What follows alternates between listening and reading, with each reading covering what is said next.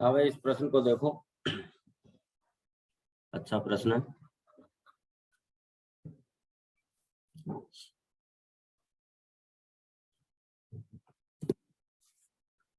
प्रश्न क्या कर रहा है, एक घन की एकक कोष्ठका है हमारे पास। उस एकक कोष्ठका में ए परमाणु कोनों पर है और बी परमाणु फलक के केंद्र पर है। तो कोने 8 हो गए, फलक 6 हो गए। दो कोनों के ए परमाणु, मतलब उन कोनों में से दो कोनों के ए परमाणु को विलुप्त कर दिया गया। तो यौगिक का सूत्र क्या निकल करके आएगा? क्या पूछा है, यौगिक का सूत्र क्या होगा? बहुत प्यारा प्रश्न है। कोई भी इस तरीके का अगर आपसे सवाल आता है तो उसको सॉल्व जब भी करो आप एकक कोष्ठका निर्मित कर लो।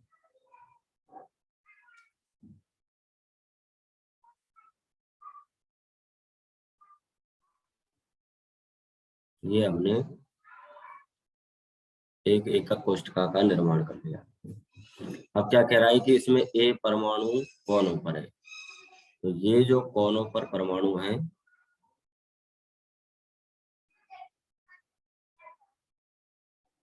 ये है आपके ए परमाणु, और बी परमाणु जो है वो है आपके फलक के केंद्र पर।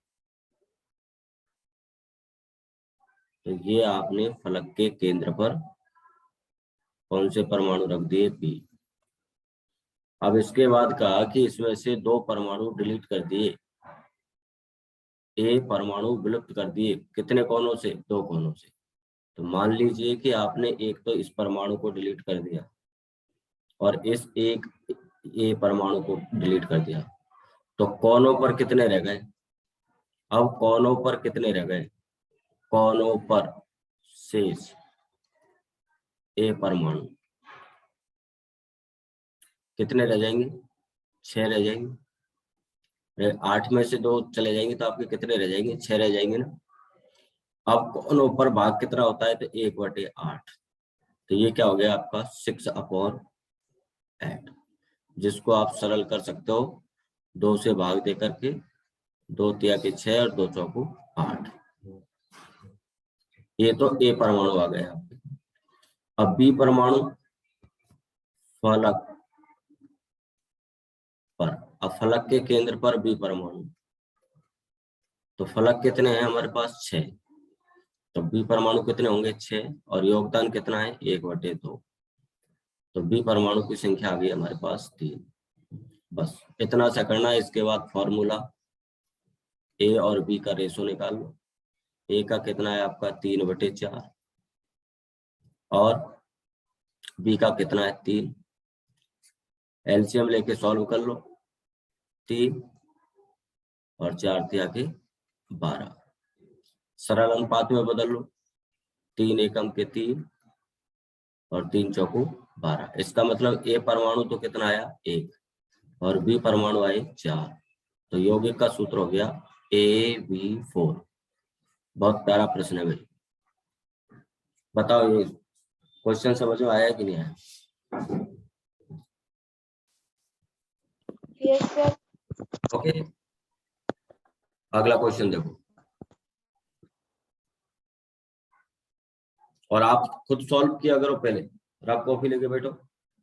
वही एक घन एकक कोष्ठका है, घन एकक कोष्ठका। अब ये जो घन एकक कोष्ठका है इसमें x परमाणु, और x परमाणु है कोनों पर, और दूसरा परमाणु है y, और y परमाणु है केंद्र पर। और इसके बाद O परमाणु, एक और परमाणु दे रखा है, कौन सा? O। और O आपको दे रखा है कोरों के केंद्र पर। तो यौगिक का सूत्र क्या निकालना है हमको? यौगिक का सूत्र निकालना है। करो सॉल्व इसको। सबसे पहले क्या बनेगा? डायग्राम। डायग्राम जरूर बनाना जिससे आपकी गलती नहीं हो। जैसे कहे वैसे परमाणु रख दो, एक्स परमाणु रख दो कोनों पर। कोने कितने? 8। ये तो आपने रख दिए एक्स परमाणु। वाई परमाणु के लिए कह रहा है केंद्र पर, तो ये आप रख दो यहाँ वाई परमाणु। ये कौन सा परमाणु है? वाई। और ओ के लिए कह रहा है कोरों के केंद्र। कोरों के केंद्र का मतलब समझते हो? दो अवयवी कणों को मिलाने वाली भुजा, ये कोरों का केंद्र हो गया। तो कितने कोरे होंगे इसमें? 2, 3, 4, 5, 6, 7, 8, 9, 10, 11 और 12। ये आपके कौन से परमाणु हैं? अब आपको निकालना है एक्स, वाई और ओ। तो एक्स तो आपके कहाँ थे? कोनों पर। कोने कितने हैं आपके? 8। कितना योगदान? 1/8। वाई कहाँ है? केंद्र पर। केंद्र पर कितना? 1। 1 × 1। ओ कहाँ है? कोरों के केंद्र पर। कोरे कितने हैं? 12। योगदान कितना होता है? 1/4। सॉल्व कर लो। 8 से 8 गया 1, 1 × 1 1 और 4 दिया के 12। क्या फॉर्मूला आया? एक्स तो है हमारे पास 1, वाई कितना है? 1 और ऑक्सीजन कितने हैं? 3। तो सूत्र बन गया यौगिक का XYO3। ओके।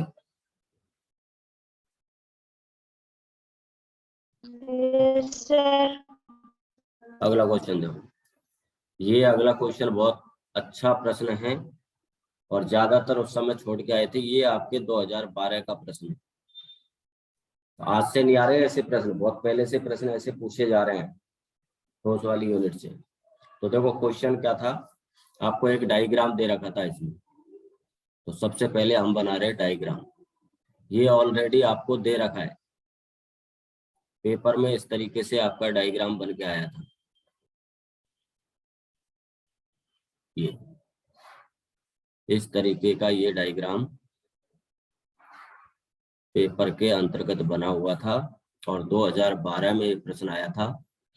और इसमें देखो ये कुछ चिन्ह अंकित कर रखे थे।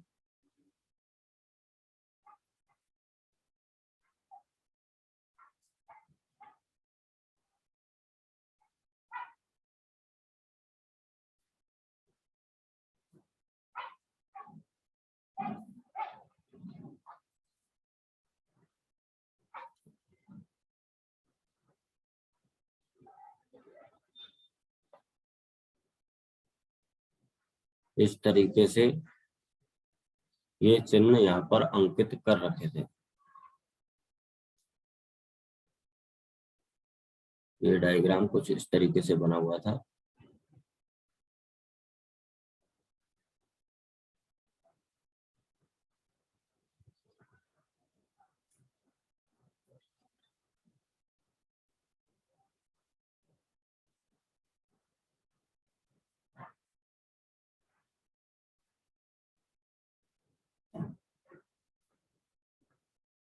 ये डायग्राम था और प्रश्न क्या था?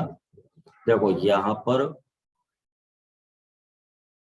ये जो बॉक्स बना रखा है ये तो एम परमाणु को व्यक्त कर रहा था और जो डॉटेड लाइन से व्यक्त डॉट बिंदु था ये था तुम्हारा एक्स परमाणु।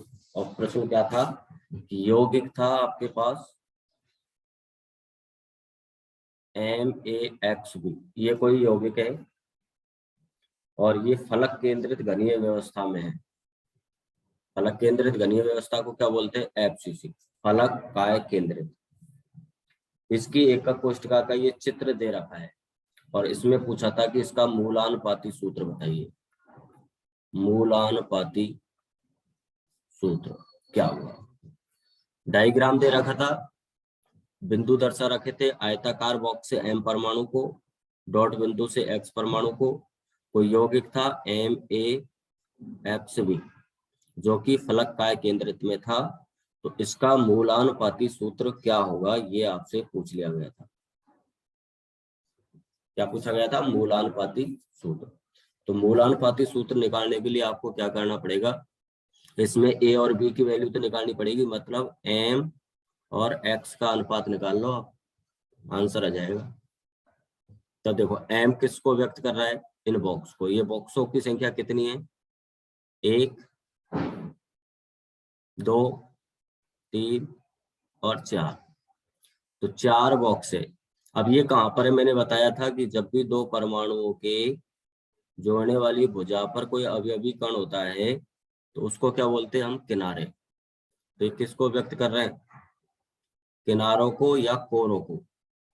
क्या बोल सकते हैं इनको हम, कोर भी बोल सकते हैं। और कोरों की संख्या कितनी होती है, 12, लेकिन यहाँ पर कितनी दर्शा रखी है, 4, तो कितने लोगे, 4। योगदान कितना होता है, 1/4। अब आ जाओ एक्स पर। अब जितने भी आपको ये येलो कलर के डॉट दिख रहे हैं, ये सब क्या है, एक्स, ये सब क्या है, एक्स।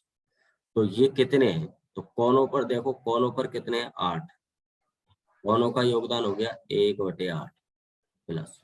इसके अलावा प्रत्येक फलक के केंद्र पर है, ये क्या है, फलक, फलक पर कितने हैं, 6। कितना योगदान, 1/2। इसको सॉल्व किया, 4 से 4 गया 1। इसको सॉल्व किया, 8 से 8 गया 1, और 2 से 6 गया 3, और 3 रेख 4। इसका मतलब हमारे पास जो ये सूत्र था एम ए एक्स बी, इसमें ए की वैल्यू तो कितनी रखी जाएगी, 1, एम तो रह गया 1, और बी की वैल्यू कितनी रखी जाएगी, 4, तो एक्स हो जाएगा 4। तो ये मूलानुपाती सूत्र क्या आ गया हमारे पास, इसका आंसर आ गया mx4। बहुत ही बेहतर प्रश्न है भाई, समझ में नहीं आया हो तो दोबारा समझाओ इसको, और आ गया तो यस बोलिए। Yes, sir. Yes, sir. Okay, अच्छा अब थोड़ा सा और देखना, यदि इसमें आपको ये दे दिया जाता, एक बॉक्स इस तरीके से और बना दिया जाता है यहाँ पर, ये लो जी, तो अब यौगिक का सूत्र क्या होता, अगर मैं इसमें थोड़ा सा परिवर्तन और कर दूं और एक आयताकार बॉक्स इस सेंटर पॉइंट पे और बना दूं, तो यौगिक का सूत्र में क्या अंतर आएगा, देखो अब सेंटर पर और आ गया, इसका मतलब एक एम परमाणु इस फलक के केंद्र पर भी है, तो फिर एम की वैल्यू निकालोगे आप, तो एम की वैल्यू क्या निकलेगी, 4 × 1/4 प्लस 1 × 1, 4 से 4 गया 1, कितना आया 2। इसके अनुपात में तो कोई अंतर नहीं आएगा, तो अब ये अनुपात हो गया 2:4। तो इसके आधार पर एम ए एक्स बी का फॉर्मूला क्या बनेगा, m2, क्योंकि m तो हो जाएंगे 2 और x हो जाएंगे 4। अच्छा इसको और सरल कर सकते हो, 2 एकम के 2 और 2 दूनी 4, इसी को आप क्या लिख सकते हो, mx2, ये इसका मूलानुपाती सूत्र होगा। सेकंड वाली बात समझ में आई कि नहीं? Yes, sir. देखो ये आप अगर इस जगह मान लो ये अभी अभी कण नहीं है, ये नहीं है, तब तो ये निकल ही गया। अब इसने क्या किया कि मान लो आपको ऐसे दे देता कि ये एक आयताकार बॉक्स इस जगह और दर्शा दिया, तो इस आयताकार बॉक्स को दर्शाने का मतलब क्या हो गया, एक एम इसके सेंटर पे भी हो गया, सेंटर पे हो गया कि नहीं हो गया, एक कण सेंटर पे है तो सेंटर के लिए तो 1 × 1 होता ही है। तो ऐसी स्थिति में एम का अनुपात क्या आएगा, 2, एक्स का अनुपात तो वही रहेगा 4। तो इस आधार पर मूलानुपाती सूत्र क्या बन जाएगा, m2x4, सरल अनुपात में बदलोगे तो mx2। ये 2012 का प्रश्न है। Okay Yes, sir. ठीक, अगला प्रश्न देखो, अगला क्वेश्चन, इसको आप करना, कोई यौगिक है, ये यौगिक x और y से बना है, किससे बना है? X और Y से। X परमाणु जो है वो तो है घन के कोनों पर, है ना। पूरा क्वेश्चन लिखने से कोई फायदा नहीं। और Y जो है वो है आपके विपरीत फलकों के केंद्र पर। विपरीत फलकों के केंद्र पर। कितने विपरीत फलकों के केंद्र पर? 2 विपरीत फलकों के केंद्र पर। तो आपसे पूछा इसका सूत्र क्या होगा, निकालो।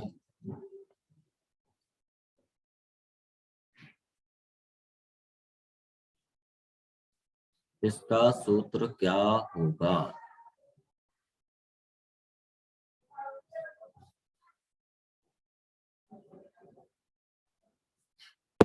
XY। XY। X तो कहाँ बता दिया इसने? कोनों पर। ये कोनों पर आ गया, ये X परमाणु। और कोई दो विपरीत फलक, अब कोई से भी दो ले लो, मान लो ये इसके सामने का ले लो, आमने सामने, और यहाँ पर है आपके Y। ऐसी स्थिति में आपको क्या करना पड़ेगा? अनुपात निकालना पड़ेगा X और Y का। X निकालोगे तो 8 कोने 1/8 ही होता है। Y के लिए निकालोगे तो कितने परमाणु? 2। योगदान कितना होता है फलक पर? 1/2। सॉल्व किया, 8 से 8 गया 1, 2 से 2 गया 1, 1:1 आया। इसका मतलब यौगिक का सूत्र आ गया XY। ठीक है, यस सर। चलो एक और करो, और इसको भी आप ही सॉल्व करो। यौगिक है और ये यौगिक बना हुआ है A, V और C से। अब A की स्थिति तो दे दी आपको कोनों पर, और B की दे दी केंद्र पर, और C जो है ना, इस C की स्थिति दे दी आधे कोरों पर। आधे कोरों पर। कितने कोरों पर? आधे कोरों पर। तो सूत्र निकालो यौगिक का, करो सॉल्व। मैं इसका डायग्राम बनाता हूं जब तक।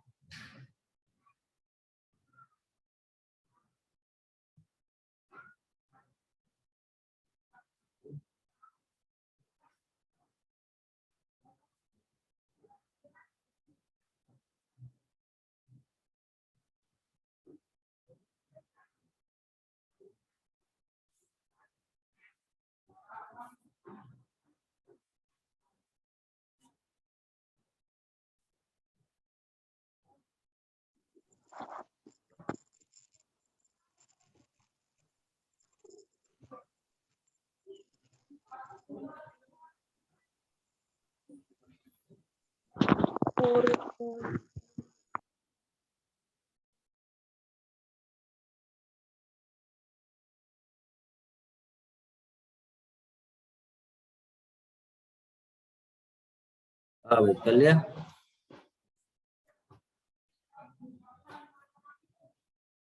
Yes sir.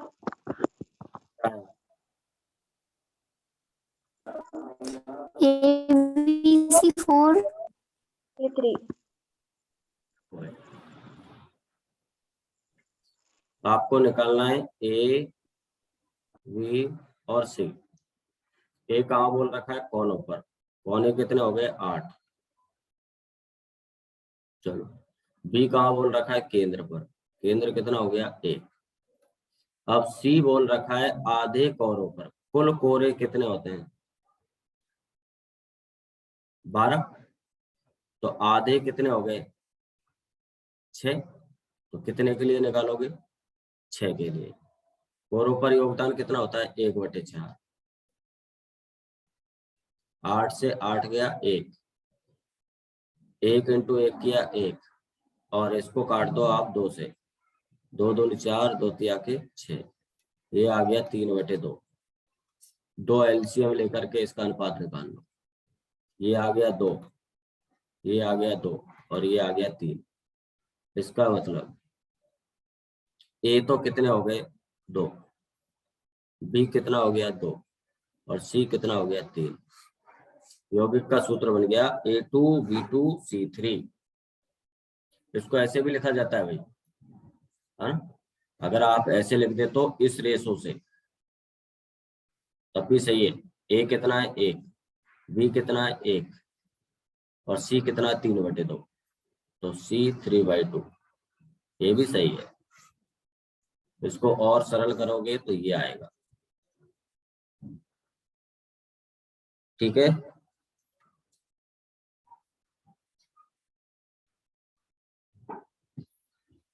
बताओ समझ में आया कि नहीं? Yes sir.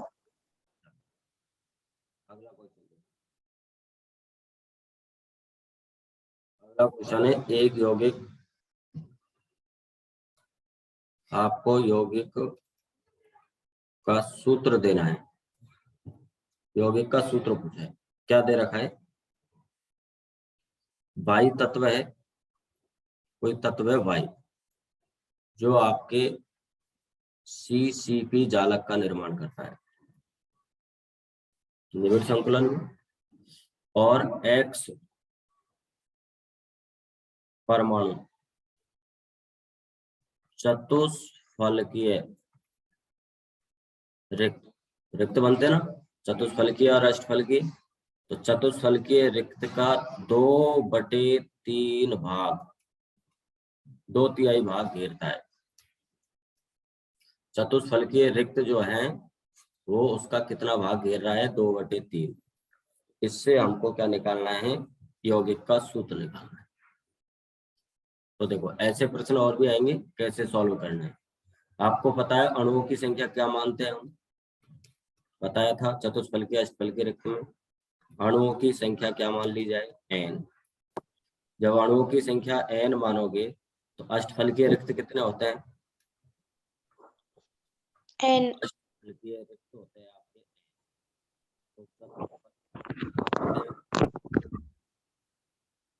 चतुष्फलकीय रिक्त कितने होते हैं? 2 है। अगर ये बात समझ में आ गई तो देखो, बाई तत्व CCP जालक का निर्माण कर रहा है। अब X को निश्चित कर दिया ना इसने, चतुष्फलकीय रिक्त का 2/3 भाग, तो X तो आपका किस में जाएगा? चतुष्फलकीय रिक्त में। तो बाई किस में आएगा? अष्टफलकीय में। तो बाई की वैल्यू क्या लिख सकते हो आप? n लिख सकते हो ना अष्टफलकीय रिक्त के लिए। अरे बाई की वैल्यू क्या लिखोगे? n। तो X की वैल्यू क्या लिखोगे? 2n हो गया ना ये। तो अपन क्या लिखेंगे? 2/3 भाग तो घेर रहा है और वैल्यू क्या होगी? 2n। अरे ये 2n है कि नहीं चतुष्फलकीय, इसकी n और इसकी 2n। अब इसका कितना भाग घेर रहा है? 2/3, तो 2/3 भाग से गुणा कर दो। अब निकाल लो आप, इसको सॉल्व करो। 2 दूनी 4, 4n/3 और ये तो हो गया x और y का वैल्यू क्या रहेगी? n। तो इसको ऐसे लिख सकते हैं हम, y/n अनुपात। x क्या लिखोगे? 4n/3। बस आ रही है, समझ में नहीं आ रही है? Yes sir. n से तो n गया ना तुम्हारा, n से n गया, क्या बचा? y x 4/3। ये इसका सूत्र होगा। अब इसी को आप कैसे लिख सकते हो? 3 LCM ले लो, और 3 LCM अगर इसको लोगे तो 3 LCM ले लिया आपने, तो या तो पाई तो कितना हो गया? 3, और 3 से 3 गया तो x कितना हो गया? 4। तो क्या लिखोगे इसको? By 3 x4। ये यौगिक का सूत्र होगा। अब इसको x4 ऐसे लिख दो, इससे क्या फर्क पड़ रहा है? पहले x को लिख दो। ये इसमें क्या अंतर थोड़ी, कोई अंतर नहीं है इसमें। इसमें बाई परमाणु 3 है, x परमाणु 4 है। बात समझ में आई क्या?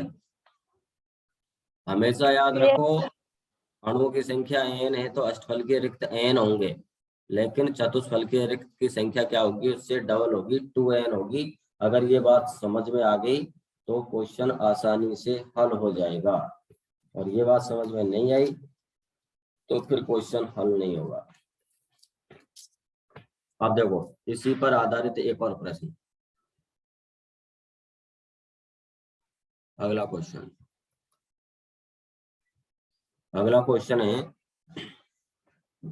कि आपका एक ठोस है और ये ठोस बना है एक्स व वाई से। एक्स कौन सी संरचना बना रहा है, एफसीसी, फलक का है केंद्रित बना रहा, ठीक है। वाई परमाणु अष्टफलकीय रिक्त पर, अब बोल दिया इसने वाई कहाँ है, अष्टफलकीय रिक्त तथा एकांतर रूप में, एकांतर चतुष्फलकीय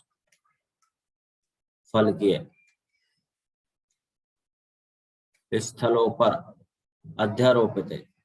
तो अपन को पूछा है उस यौगिक का सूत्र क्या होगा। उस यौगिक क्या क्या पूछ लिया हमसे, सूत्र। तो कैसे निकालोगे, सॉल्व करो। बाई का है अष्टफलकीय, अष्टफलकीय के लिए क्या होती है एन, तो चतुष्फलकीय के लिए क्या होती है 2n। बस ये बात भी ध्यान रखना। अब ये तो हो गया बाई और ये हो गया हमारा x, ये क्या हो गया हमारा x।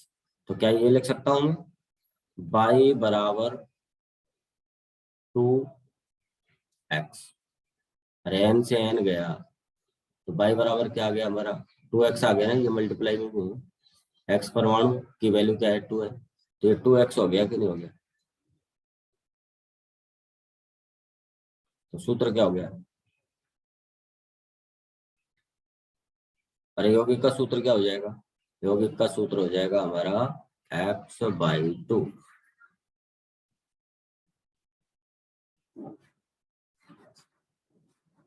सिंपल सी बात है, इसमें ये देख लिया करो कि कौन से परमाणु को अष्टफलकीय रिक्त के लिए बोलता है, शेष परमाणु किसके लिए होगा, चतुष्फलकीय स्थल के लिए होगा।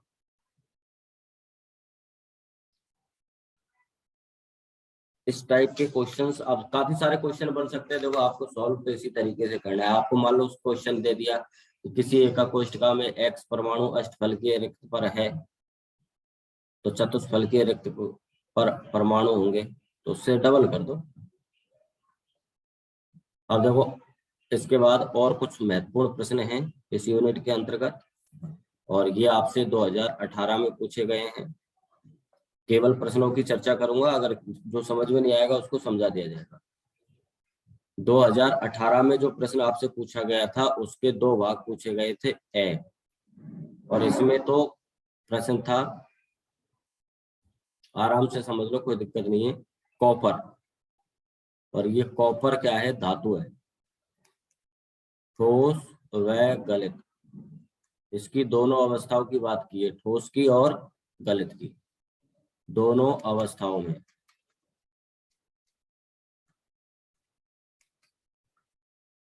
क्या कर रहा है, वो विद्युत का चालन कर रहा है। प्रश्न को समझ रहा है, कॉपर है जो ठोस और गलित दोनों अवस्थाओं में क्या कर रहा है, विद्युत का चालन, जबकि इसी का एक कंपाउंड है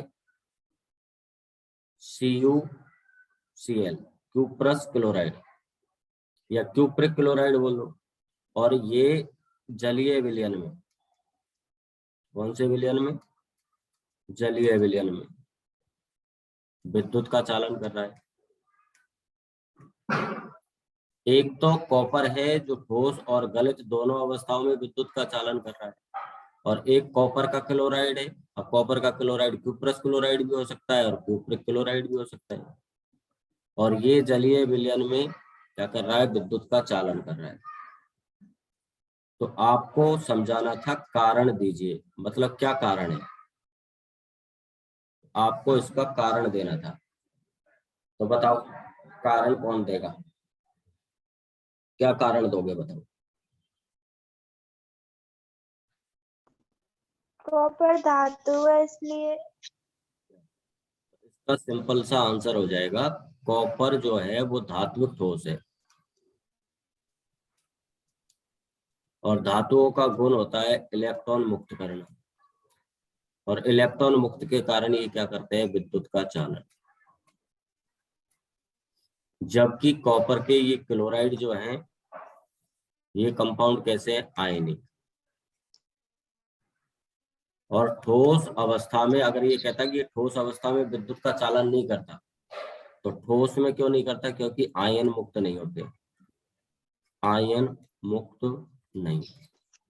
लेकिन इसको जलीय विलयन में क्या कर रहा है, विद्युत का चालन। क्यों कर रहा है, मुक्त आयनों के कारण। बस यही तो लिखना है, लिखना भी अपनी लैंग्वेज कोई सी भी बना लो आप, ऐसे लिख दो इसको। कॉपर, कॉपर एक धात्विक ठोस होता है, इसके बाह्यतम कोश में मुक्त इलेक्ट्रॉन होते हैं। मुक्त इलेक्ट्रॉन के कारण ये ठोस और गलित दोनों अवस्थाओं में विद्युत का चालन करता है। जबकि कॉपर का क्लोराइड एक आयनिक ठोस है, आयन मुक्त नहीं होने के कारण ये विद्युत का चालन नहीं करता ठोस अवस्था में। जबकि जलीय विलयन में आयन मुक्त हो जाते हैं, आयन मुक्त हो जाने के कारण ये विद्युत का चालन करता है। ठीक है ना, लैंग्वेज तो आप कैसे बना सकते हैं। इसी में एक और बैक पॉइंट दे करके, अब ये 2 नंबर में प्रश्न पूछा था और 2 प्रश्न यहाँ पर आए थे। एक तो ये आया था और एक आया था वर्गाकार द्विविमीय। और मैंने आपको बताया द्विविमीय बड़ा इंपॉर्टेंट आपका है, निबिड़ संकुलन। द्विविमीय निबिड़ संकुलन का चित्र पूछा था। कितना सिंपल पूछा, वर्गाकार द्विविमीय निबिड़ संकुलन का डायग्राम पूछा था। तो बताओ वर्गाकार निबिड़ संकुलन, अब कौन सा निबिड़ संकुलन है, द्विविमीय। तो पहले तो मुझे ये बताओ इसमें व्यवस्था कौन सी होगी, व्यवस्था का नाम बताओ कौन सी होगी, ए प्रकार की व्यवस्था होगी। अच्छा, उपसय संयोजन संख्या का मान कितना होगा, 4 4 होगा। और संकुलन क्षमता का मान कितना होगा,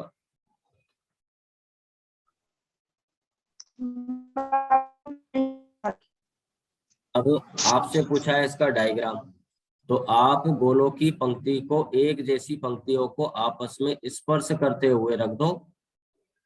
अब ऐसी के ऐसी पंक्ति इससे स्पर्श करते हुए रख दी। जब पंक्तियों को आप इस तरीके से व्यवस्थित करोगे तो ये द्विविमीय निबिड़ संकुलन बनेगा। सभी पंक्तियां एक जैसी है, इसलिए ये ए प्रकार की व्यवस्था होगी। और इस प्रकार के संकुलन में एक गोला, इस गोले को देखो, ये गोला अन्य 4 गोलों से कैसा रहेगा, संपर्क में रहेगा। तो ये एक गोला कितने गोलों से स्पर्श कर रहा है, 4 गोलों से।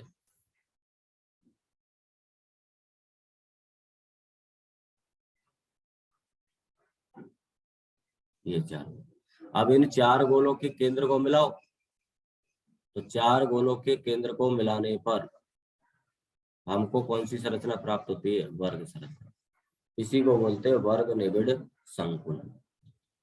अब मान लो इसी में आपसे पूछ लेता षटकोणीय निबिड़ संकुलन, तो व्यवस्था कौन सी होती फिर, ए बी ए प्रकार की। कौन सी व्यवस्था होती, ए बी प्रकार की व्यवस्था होती। और संयोजन संख्या का मान 6 और संकुलन क्षमता 60.4%। और इसमें एक गोला कितने गोलों से संपर्क में आता, 6 गोलों से। तो संरचना बनती इसकी इस प्रकार, ये बीच वाला जो गोला है ये कितने गोलों से संपर्क में आ रहा है, 6 गोलों से। और जब इनके केंद्र को मिलाते हैं तो यहाँ हमको षटकोणीय संरचना प्राप्त होती है, इसलिए इसको बोलते हैं षटकोणीय निबिड़ संकुलन।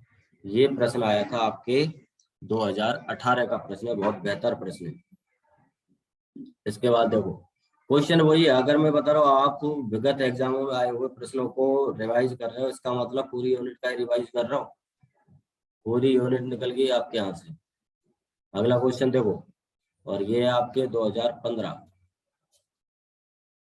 इसमें भी 2 भाग पूछे थे और इसी टाइप के क्वेश्चंस पूछे जाते हैं। अब इसमें कह रहा है यह है मानते हुए परमाणु एक दूसरे से संपर्क में। आप ये मानिए कि परमाणु जो हैं वो एक दूसरे से किसमें है, संपर्क में। एक दूसरे से परमाणु आपस में संपर्क कर रहे हैं, और जब संपर्क कर रहे हैं तो सरल घनीय धातु क्रिस्टल प्राप्त हो रहा है। सरल घनीय दे दिया नाम, सरल घनीय धातु क्रिस्टल प्राप्त हो रहा है। तो इसकी संकुलन क्षमता ज्ञात कीजिए। अब अंतर है भाई, अगर प्रश्न पूछता कि संकुलन क्षमता बताइए तब तो कितनी बता देते। बताओ संकुलन क्षमता कितनी होती। 52.4। अब ये कह रहा है ज्ञात कीजिए, तो इसमें आपको संकुलन क्षमता निकालनी है। पहले गोले की त्रिज्या मान लो, फिर एक का कोष्ठका में घेरा गया आयतन निकाल लो, फिर कुल घन का आयतन निकाल लो, भाग देकर के परसेंट रेशो निकाल लो, जो हम सरल एक घनीय एक का कोष्ठका में संकुलन क्षमता ज्ञात करते हैं। तो ये डेरिवेशन आ गया पूरा का पूरा। अब डायरेक्ट नहीं पूछा, प्रश्न को थोड़ा सा घुमाया है कि परमाणु एक दूसरे से संपर्क में और तब वो सरल घनीय धातु क्रिस्टल का निर्माण कर रहे हैं।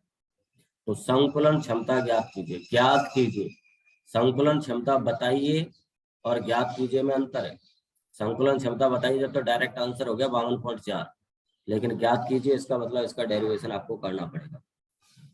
और वह पॉइंट जो है इसका दूसरा डेरिवेशन आपको पहले करा चुका हूं मैं। दूसरा पॉइंट क्या था कि आयनिक ठोस है आपके पास। कौन सा ठोस है, आयनिक ठोस। और आयनिक ठोस की प्रकृति के आधार पर फ्रैंकल और शॉर्टकी दोष में अंतर बताइए। क्या करना था, शॉर्टकी और फ्रैंकल दोष में आपको अंतर बताना है। अब इसके बाद दोबारा आपको एक बार क्लास को ज्वाइन करना है। तो ये तो जानते हो ना शॉर्टकी और फ्रैंकल दोष। बताओ शॉर्टकी दोष में तो क्या होता है, शॉर्टकी दोष में क्या होता है, निकलते हैं कौन, समान संख्या में हाँ धनायन ऋणायन निकलते हैं। और फ्रैंकल दोष में क्या होता है,